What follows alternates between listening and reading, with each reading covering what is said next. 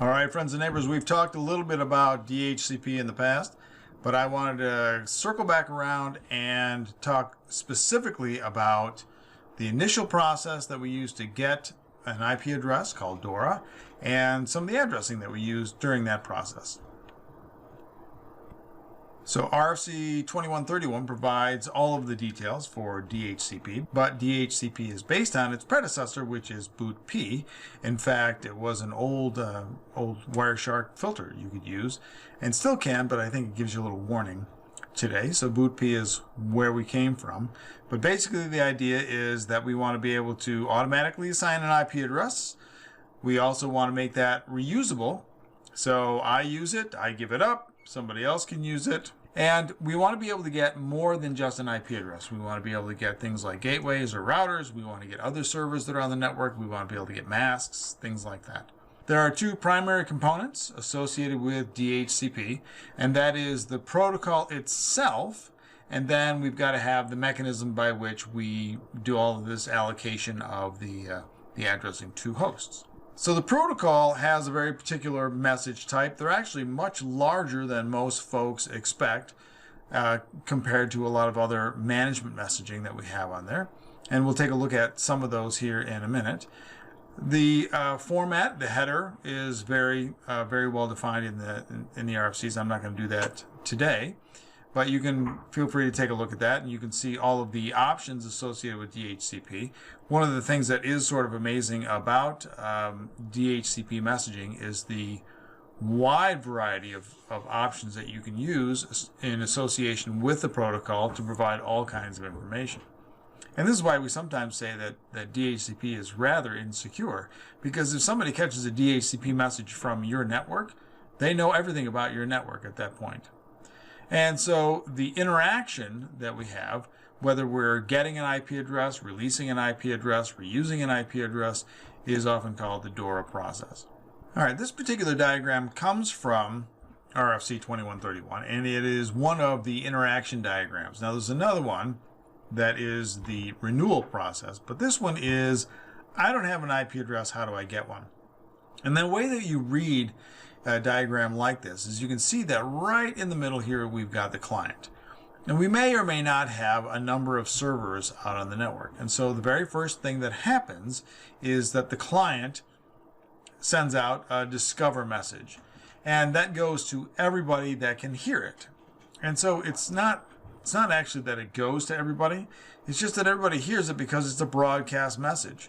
And the servers that are out there will provide offers, and then the client will make a request at some point to a particular server, or in a broadcast fashion again. Again, we'll take a look at some actual packets here in a second.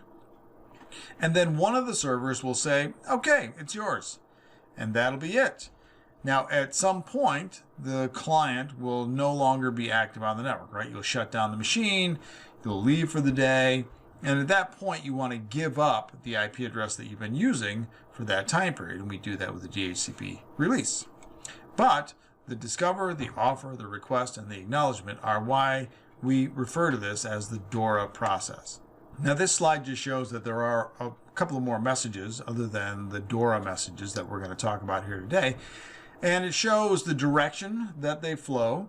But in this case, we're really going to just talk about the first four. Now, as you can see in the message types, we go client to server. So the C and the S are client to server, server to client, client to server, and then server to client again. So it is very much a back and forth, which is sort of the reason why we use UDP for this, right? It's command and response, very, very short conversation using ports 67 and 68.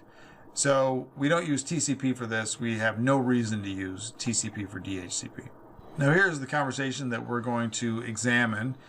Here we can see that the messages are in packets 20, 21, 22, and 23. So they happen very close together in time, but we want to take a look at a couple of things. We want to notice the address being used. So that's, I'm talking about the source and destination IP addresses, but we'll see that there's a tie to the source and destination MAC addresses as well. We can also see right in the info section that we've got the DORA process, right? The discover, offer, request, and acknowledgement. And then lastly, all the way on the right, we can see that they all have the same transaction ID. And that's an important detail to remember, that when you're looking at a whole bunch of activity on a DHCP server, all of the messages from a particular host and to a particular host will be tied together with the same transaction. And that's why even in the presence of all of this broadcast messaging, you can determine which ones go to a particular client, even with the broadcast messaging. So our first message is the DHCP Discover. And the question that we have here is always, all right, I'm a host, I'm connected to an IP-based network, and I need an IP address. But how do I talk to a server that has an IP address about getting an IP address when I don't have an IP address? And the answer is we use broadcast messaging. The client blasts out a broadcast message. So if we're talking about layer 3, then it's a limited broadcast with 255, 255, 255, 255 in the destination. But that's also tied to an Ethernet broadcast with all Fs in the destination. Now, obviously, it comes from the host's MAC address, but take a look at the source IP address.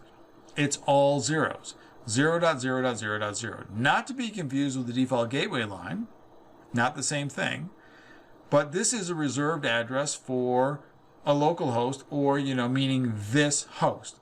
Me. I'm sending this address. I don't have an IP address, so I'm going to use this one. Is that okay? Now, everybody that's requesting an IP address will use the exact same source IP address. It's just what we reserve for this process.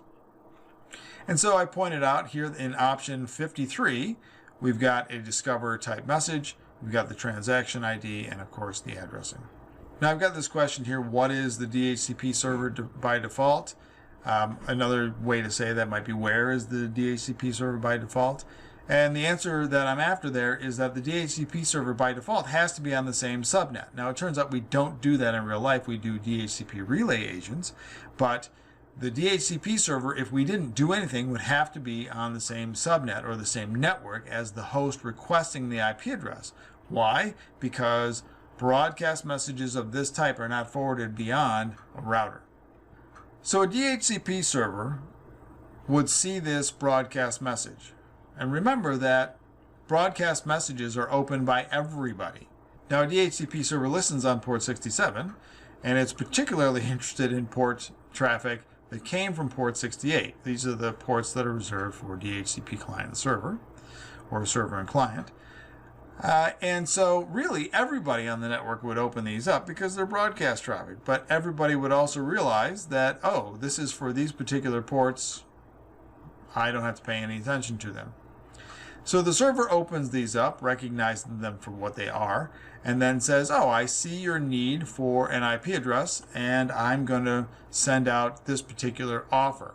And so in the messaging here, I've included not only that we use broadcast messaging again, but also that we've given the client a particular offer. In this case, the offer is 33.3. The server happens to be on the same network, 33.1. And I've indicated the type of the message right there, option 53. Now, why is this still a broadcast? Well, the server is responding to a message that doesn't have an IP address. And even though they're exchanging information, the host doesn't have an IP address that it can use. It's asking for one, so it can't be unicast at layer 3. And at layer 2, we could unicast back to the MAC address, but we're using broadcast at layer 3, and that's often tied to broadcast at layer 2, so there we go. And in this case, we can see that the server is on the same subnet. I'll just put this note on the side here that DHCP messaging can be configured for unicast only. Clients can accept unicast or broadcast addressing, but as we can see by default, it's very commonly going to be broadcast messaging entirely. So here's our DHCP request. Now this is from the client again, back to a broadcast, and remember that at this point, the client still does not have an IP address. It has been offered an IP address from the server, and the client examines this IP address and says yes or no to a particular IP address. Most of the time, the client will say, yes, I'd like this. So the client will request the IP address that was offered. Every once in a while, the client will desire a particular IP address, particularly in a renewal, and may negatively acknowledge the IP address or request a different one. So in this particular case, the offered IP address was 33.3, and we can see that down here at the bottom, underneath the message type of request, the requested IP address is the one that was offered.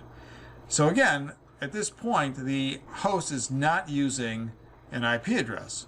They're still trying to sort out whether or not the host wants that IP address and is actually going to officially request the offered IP address. The last step in this process is for the server to come back and say, I acknowledge your request. So I need an IP address. Some server out there says, hey, here's an IP address. And the client says, yes, I'd like that IP address. And the server says, okay, that's your IP address. And that's it. This is the final word from the server. So the server comes back and says, yep, this is your IP address. And we can see the message type here is an acknowledgement, the A in DORA. Now we're still just finalizing that IP address, but at this point, the conversation could be over. The client and server need no longer communicate with each other, and the client from here on out can start talking with other nodes with the IP address that it was given from the server, and the server now will have an active lease for that particular IP address, meaning that it won't give out that IP address to anybody else. Huzzah! There we go. There's the DORA process and the addressing used in the assignment of an IP address. Now there are more messages, right? But the conversation between the client and the server could be over. Every once in a while we'll see an inform go back, and we know that when we're done using the IP address, we have things like release messages too. But this video was just about the DORA process and the addressing used. Hey, like and subscribe if I helped, and may your packets always get to their destinations, and you know they're gonna now, because you got an IP address.